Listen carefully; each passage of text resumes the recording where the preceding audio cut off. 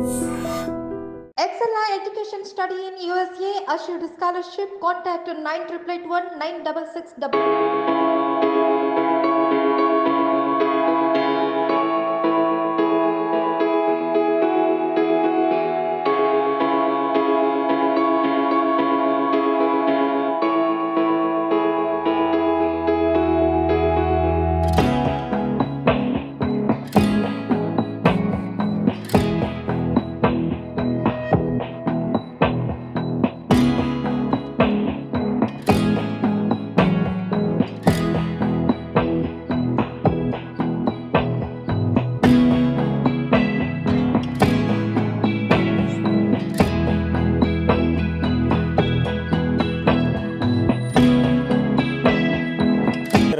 ఎన్నికల సమరానికి సిద్ధం అంటూ కూడా వైఎస్ఆర్సీపీ శ్రేణులు ప్రతి వార్డులో పర్యటిస్తున్న పరిస్థితి అయితే ఉంది. ప్రస్తుతం మనతో పాటు రాజమండ్రి ఎంపీ మార్గాని భరత్రామ్ ఉన్నారు. ఈసారి ఎన్నికల్లో ఆయన రాజమండ్రి సిటీ ఎమ్మెల్యే అభ్యర్థిగా కూడా బరిలో దిగుతూ ఉన్న పరిస్థితి. ప్రస్తుతం వార్డు పర్యటనలో భాగంగా ఆయన 44వ డివిజన్లో పర్యటిస్తూ ఉన్నారు. ప్రస్తుతం సార్ ఏంటి 24 ఎలక్షన్ సమీపించింది, ఇంకా ఎన్నికల నోటిఫికేషన్ రావడమే లేటు. ఎట్లా ముందుకు వెళ్తూ ఉన్నారు? ఈసారి మీరు ఎంపీ క్యాండిడేట్ నుంచి ఇటు ఎమ్మెల్యేగా కూడా మీరు వస్తూ ఉన్న పరిస్థితి, ఏ విధంగా ముందుకు వెళ్తున్నారు సార్? ఇప్పుడు మేము చేసిన అభివృద్ధి కానివ్వండి, ప్రత్యేకించి రాజమండ్రి గురించి చెప్తాను. నాకు తెలిసి ఉభయ తెలుగు రాష్ట్రాల్లో ఒక అమ్యూజ్మెంట్ పార్క్ తీసుకుంటే కంబాల్ చెరువు లాంటి పార్క్, నాకు తెలిసి ఈవెన్ హైదరాబాద్లో కూడా అలాంటి పార్క్ లేదు. ఇవాళ ఓపెన్ ఎయిర్ యాంఫీ థియేటర్ సుమారుగా 5-6 వేల మంది పట్టేలాగా ఓపెన్ ఎయిర్ స్క్రీనింగ్ పెట్టి ప్రతిరోజు కూడా మూవీ టెలికాస్ట్ చేస్తూ ఉన్నాం. అది కూడా సినిమా థియేటర్లో ఎంతైతే క్వాలిటీ ఉంటుందో ఆ రకమైన క్వాలిటీ సౌండ్ ఎఫెక్ట్స్తో పెట్టడం జరిగింది. అది కూడా నేను ఓపెన్ ఛాలెంజ్ చేస్తున్నాను. అంత పెద్ద యాంఫీ థియేటర్ ఇండియాలో, తెలుగు రాష్ట్రాల్లో ఎక్కడా లేదు. ఇండియాలో ఉందో లేదో నాకైతే తెలియదు, కానీ అంత పెద్ద థియేటర్ ఇప్పుడు దాకా పెట్టలేదు. ఇది కాకుండా మనం తీసుకుంటే హ్యాపీ స్ట్రీట్ కాన్సెప్ట్, ఆ కాన్సెప్ట్ కూడా నాకు తెలిసి ఇండియాలో ఎక్కడా లేదు. అలాగా ఇన్ని కార్యక్రమాలు వినూత్నంగా చేస్తూ ఉన్నాం, అభివృద్ధి పందాలో వెళ్తూ ఉన్నాం. నాకు ఒక్కటి అర్థం కానిది ఏంటంటే, తెలుగుదేశం పార్టీ ఎమ్మెల్యేలు 5-6 సార్లు ఎమ్మెల్యేలు అయ్యారు, ఎంపీలు 5-6 సార్లు ఎంపీలు అయ్యారు. అసలు రాజమండ్రిని ఒక పెద్ద పల్లెటూరు కింద వదిలేశారు తప్పితే దీన్ని డెవలప్ చేసింది లేదు. ఇదివరకు మనకి 1000 సంవత్సరాల క్రితం రాజరాజ నరేంద్రుడు పరిపాలించిన ఘన చరిత్ర ఉన్న రాజమహేంద్రవరాన్ని ఇంకా కిందకు తీసుకొచ్చేసిన పరిస్థితులు.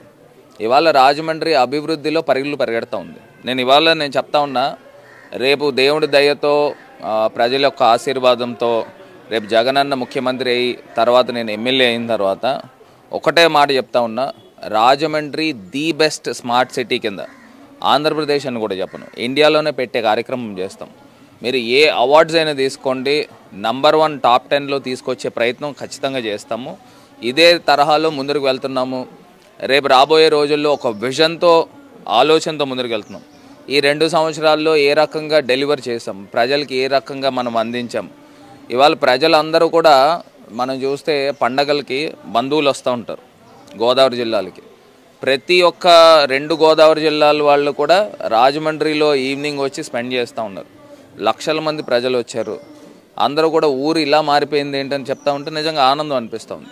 అదే తరహాలో ఇంకా దీనికి 10 ఇంతలు డెవలప్మెంట్తో ముందుకు వెళ్తాం.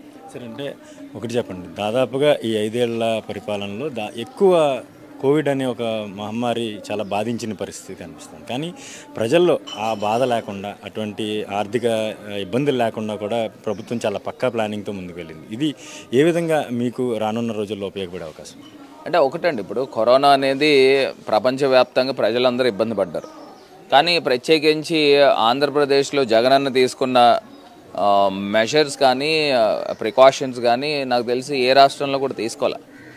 సో సంక్షేమం కానీ లేకపోతే సరుకులు ఇంటికి అందించడం కానీ మన దగ్గర ఒక అద్భుతమైన వ్యవస్థ, వాలంటీర్ వ్యవస్థ ఉంది, సచివాలయం వ్యవస్థ ఉంది, డోర్ టు డోర్ అన్నీ కూడా డెలివరీ చేశారు. అదేవిధంగా ఫ్యామిలీ డాక్టర్ కూడా, ఆ ఫ్యామిలీ డాక్టర్ కూడా వాళ్ళ తాలూకా ఏమేమి ఉన్నాయో మొత్తం అంతా ఒక కార్డులో మనం సిస్టంలో మనం ఫ్రీజ్ చేయంగానే వాళ్ళ ట్రాక్ వచ్చేస్తుంది. సో ఇవాళ మనం పిహెచ్సిలు కానీ ప్రైమరీ హెల్త్ సెంటర్స్ కానీ, రాజమండ్రిలో 12 ప్రైమరీ హెల్త్ సెంటర్స్ ఉన్నాయి. అవి కూడా అత్యధిక ఆధునీకరణ చేసి మొత్తము డాక్టర్స్ స్పెషలిస్టులను కూడా పెట్టి ఇవన్నీ కూడా చేసాం. ఇది కాకుండా ప్రధానంగా ఈ కరోనా వలన ఇబ్బందులు పడుతున్నారు అనేది, ఎందుకంటే 100 ఇయర్స్లో ఎప్పుడు చూడలే.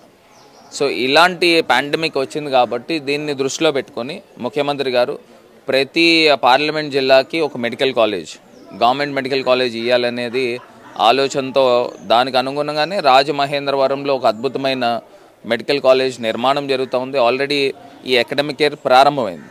సో హెల్త్ పరంగా, ఎడ్యుకేషన్ పరంగా ఓపెన్ ఛాలెంజ్, మేము సిద్ధం, చర్చకు సిద్ధం.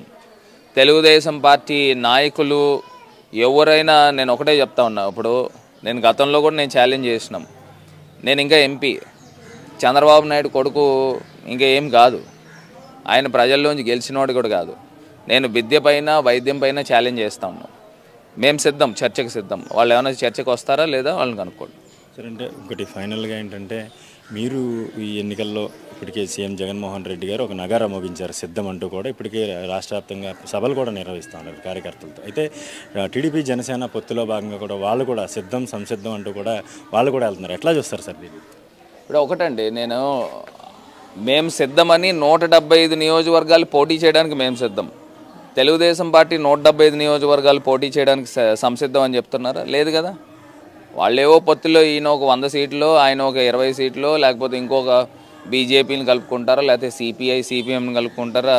ఇప్పుడు వాళ్ళు ఏ బేసిస్లో సిద్ధం అని చెప్తారు? 175 మీరు పోటీ చేస్తే మీరు ఛాలెంజ్ తీసుకోండి, అంతే తప్పితే మేము అందరం కూడా గంపగుత్తిగా మేము కలిసి వస్తాము, మేము సంసిద్ధం అని అంటే దానికి ఏ మీనింగ్ లేదు. ఇంకొకటి మనం చూస్తే ఓవరాల్గా చంద్రబాబు నాయుడు గారు 2014లో ముఖ్యమంత్రి అయ్యారు. ఏదైతే విభజన జరిగిన ఆంధ్రప్రదేశ్కి మీరు ఏం డెలివరీ చేశారని అడుగుతా ఉన్నా.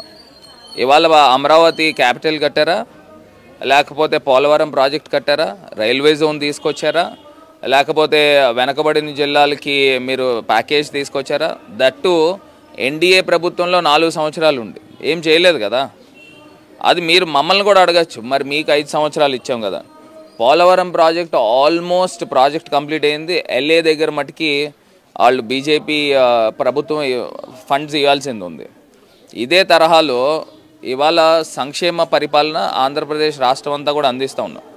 ఇప్పుడు ఒక క్యాపిటల్ నిర్మాణం చేయాలి అని అంటే చంద్రబాబు నాయుడు గారు నోటితోనే చెప్పారు 2 లక్షల కోట్లు అమరావతికి కావాలని. మరి ఎన్ని లక్షల కోట్లు కేంద్ర ప్రభుత్వం నుంచి తీసుకొచ్చారు? ఇప్పుడు ఒకటి ప్రజలందరూ కూడా అర్థం చేసుకోవాల్సింది ఏంటంటే, ఇవాళ ఆంధ్రప్రదేశ్కి ఉన్న బార్గెనింగ్ కెపాసిటీ కేవలం 25 ఎంపీలు. ఎప్పుడైతే బీజేపీకి అబ్సల్యూట్ మెజారిటీ వచ్చేస్తుందో వాళ్ళకి మనం మద్దతు ఇచ్చినా ఇవ్వకపోయినా వాళ్ళ కార్యక్రమాలు వాళ్ళు చేసేసుకుంటున్నారు. సో ప్రజలు కూడా అవగాహన చేసుకుని ప్రజలు కూడా ముందు చూపుతో మనం మాట్లాడుకోవాల్సిన అవసరం ఉంది. ఎందుచేతనంటే ఇలాంటి వ్యవస్థ మారాలి. నేనే పార్లమెంట్లో మాట్లాడా, ఆంధ్రప్రదేశ్ ఈజ్ బీయింగ్ మైనారిటీస్. ఇప్పుడు ఇదివరకు బార్గెనింగ్ కెపాసిటీ 42 ఎంపీలు ఉండేవి. అప్పుడు మనకు ఒక మేజర్ చంక్ కిందన కేంద్ర ప్రభుత్వాలను శాసించేవాళ్ళం. ఇవాళ కేంద్ర ప్రభుత్వము 303 ఎంపీలు కేవలం బీజేపీకి వచ్చేసింది. మనము పార్లమెంట్లో వాళ్ళకి సపోర్ట్ చేసినా చేయకపోయినా వాళ్ళ పనులు వాళ్ళకి జరిగిపోతున్నాయి. సో వాళ్ళని మనం చిన్నచూపు చూస్తూ ఉన్నారు. నేనే మాట్లాడాను పార్లమెంట్లో. ఇప్పుడు మీరు జస్టిస్ చేయండి ఆంధ్రప్రదేశ్కి. మాకు 25 మంది ఎంపీలు మేము ఉన్నాము, మేము ఒక తాటి మీదకి వచ్చినా కానీ మా మద్దతు లేకుండా మీరు వర్క్ చేస్తూ ఉన్నారు. సో మీరు యాజ్ అ ఫాదర్ ఫిగర్ కింద ఉన్నారు నరేంద్ర మోడీ గారు. మీరు ఆ ఫాదర్ ఫిగర్ రోల్ని మీరు కాపాడండి. సౌత్ స్టేట్స్ని కూడా నార్త్ స్టేట్స్తో పాటు సమానంగా చూడాలనుకుని నేనే నేరుగా పార్లమెంట్లో మాట్లాడాను. సో రోజులన్నీ ఒకలా ఉండవు. సో ఖచ్చితంగా ఆంధ్రప్రదేశ్ ఎంపీలు మద్దతుతో ఎప్పుడైతే కేంద్ర ప్రభుత్వం ఏర్పడుతుందో మనకి రావాల్సిన మొత్తం అన్నీ కూడా రాబట్టుకునే కార్యక్రమం చేస్తాం. ఇది కాకుండా ఈ సంసిద్ధమా లేకపోతే మేము సిద్ధమా అని రకరకాలు మాట్లాడుతూ ఉన్నారు. ఒకటి, మాకంటూ ఒక ఎజెండా ఉంది కాబట్టి మేము సిద్ధం అన్నాం. మా ట్రాప్లో పడిపోయి వీళ్ళు కూడా దాంట్లో సెయిల్ అవుతూ ఉన్నారు. ఒకటి, మనం లోకల్గా చూస్తే మేము సిద్ధం అనే మాటలు మాట్లాడుతున్నారు. దేనికి సిద్ధం?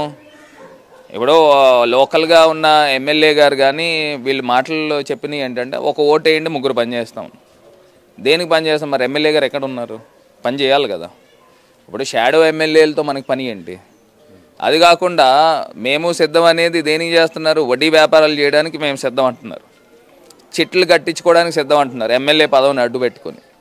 సో నేను ఒకటే ఆ అంశం చెప్పేది ఏంటంటే, ఎమ్మెల్యే గారు కూడా మనకు ఓట్లు వేసిన దానికి రాజమండ్రి ప్రజలకు అందుబాటులో ఉండి ప్రజలకు సేవ చేస్తే, నేను రాజకీయాలకు అతీతంగా చెప్తా ఉన్నా, డెవలప్మెంట్లో పోటీ పడి ముందుకు వెళ్ళడం అనేది ఉత్తమమైన పని అని కూడా చెప్తూ, మీరు మళ్ళీ ఓట్లు అడగడానికి మీరు వచ్చినప్పుడు మనం ఏం చేసాం ప్రజలకి 5 సంవత్సరాల్లో అనేది ప్రజలకు కూడా సమాధానం చెప్పాలి.